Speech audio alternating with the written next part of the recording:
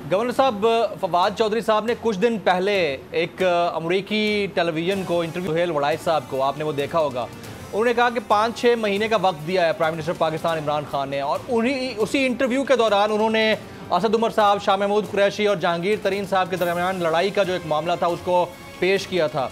आप ये फरमाइएगा कि 5-6 महीने का टाइम वाकई दिया गया है, और ये जो डिवाइड 3 लोगों के दरमियान बताई है, क्या वाकई ये डिवाइड थी पार्टी के अंदर है या सिर्फ बातें हैं फवाद साहब की? देखिए, मैं अर्ज़ करूं जी, जब इलेक्शन से पहले जी तो जाहिर है कि डिफरेंस ऑफ ओपिनियन था।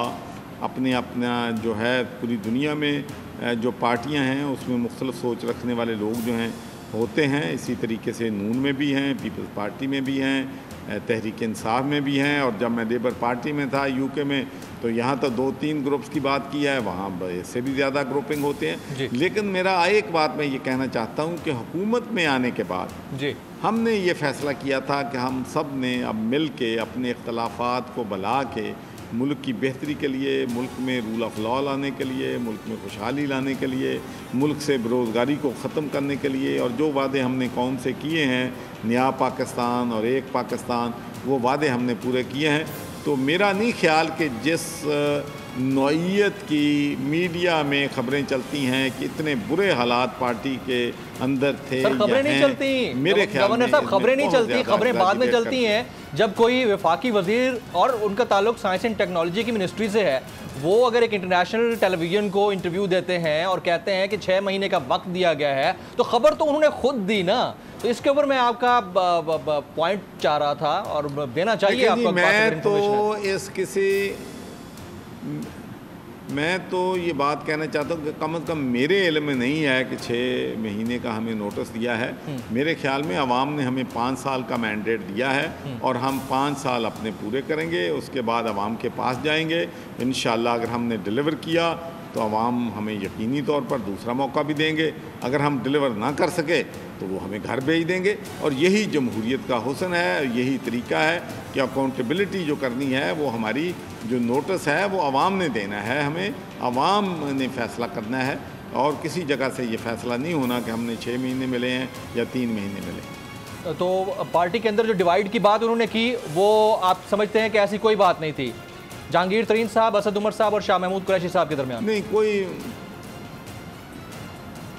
देखिए मैं अर्ज़ करूं जी, इख्तलाफ राय तो होता है, लेकिन कोई ऐसी बात नहीं है। मैं आपसे ये कहना चाहता हूं कि एक तो ये अगर हम सोचें कि हम सारे पार्टी के लीडर, और हमने ये करके चीज़ें देखी है, मैं अपने एक्सपीरियंस की बिना पे आपको बात कर रहा हूँ। जी। अगर 10 लोग जाएँ ना इकट्ठे होके कि जी हम फ़लाँ बंदे के ख़िलाफ़ हैं फ़लाँ, तो इमरान खान उस पर उल्टा रिएक्ट करते हैं, वो नहीं प्रेशर लेते। मैं आपको बिल्कुल ये बात यकीन से कहता हूँ। अगर आप ये समझते हैं कि 6-7 लोग जाएंगे प्राइम मिनिस्टर के पास और वो उनसे कहेंगे कि फ़लाँ शख्स को जो है उसको साइलेंट कर दो, और हमारे कहने पे या 6-7 लोगों के कहने के उल्टा रिएक्शन करते हैं, वो बिल्कुल प्रेशर नहीं लेते किसी का। मैं आपको ये बात यकीन से कहता हूँ। और इमरान खान कभी किसी का भी बेशक जितने मर्जी लोग इकट्ठे होकर चले जाएं, कोई प्रेशर नहीं लेते, और हम सब को इस बात का इल्म है कि वो प्रेशर नहीं लेते। सर, स्पोर्ट्समैन है, स्पोर्ट्समैन को जाहिर है प्रेशर नहीं लेना होता, और 5 साल का यानी आपका टेस्ट मैच खेलने के लिए आप खड़े हुए हैं, तो जाहिर है कि उनको प्रेशर लेना भी नहीं चाहिए।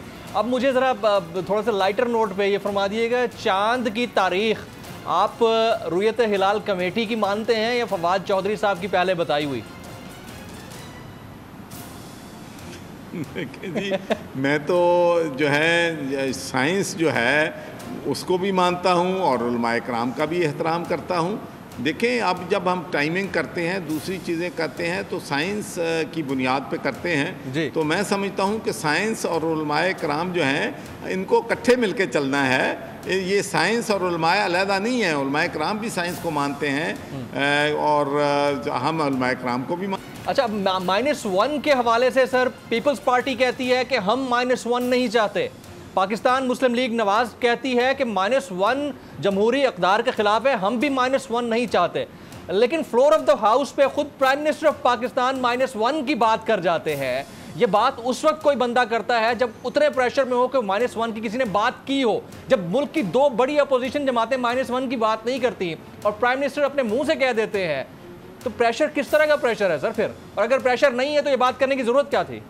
देखिए, पहली बात तो ये है जी कि पाकिस्तान में मैंने पहले भी कई बार अर्ज़ किया है कि पाकिस्तान में कभी भी -1 नहीं हो सकता। उसकी बुनियादी वजह यह है कि पाकिस्तान में हमारी सियासी जमातें जो हैं वो कमज़ोर हैं और लीडरशिप जो है मजबूत है। Leaders are bigger than the party. तो जिस मुल्क में पार्टी के लीडर जो हैं बिगर हों और लोग ये समझें कि लोगों ने वोट उनकी ज़ात को दिया है, तो फिर किस तरीके से आप -1 कर सकते हैं?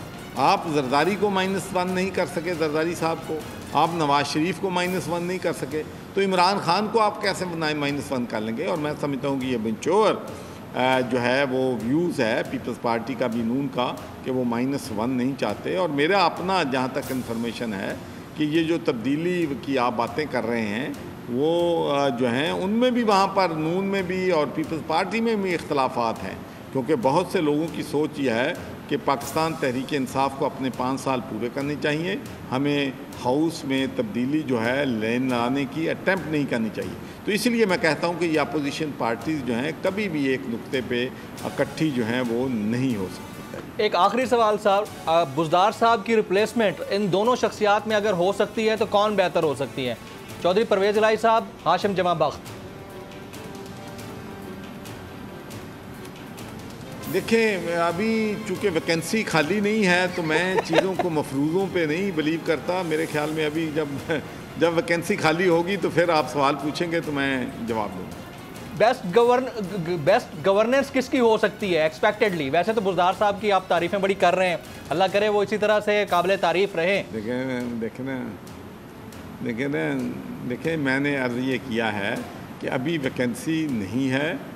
जब वैकेंसी होगी तो फिर उसमें बारे में सोचेंगे कि who is better, who is best, किसको आना चाहिए। और वो भी फ़ैसला मैंने नहीं करना, मैं तो अपनी राय दे सकता हूँ। वो भी अगर प्राइम मिनिस्टर साहब मांगे तो फ़ैसला तो प्राइम मिनिस्टर ने करना है।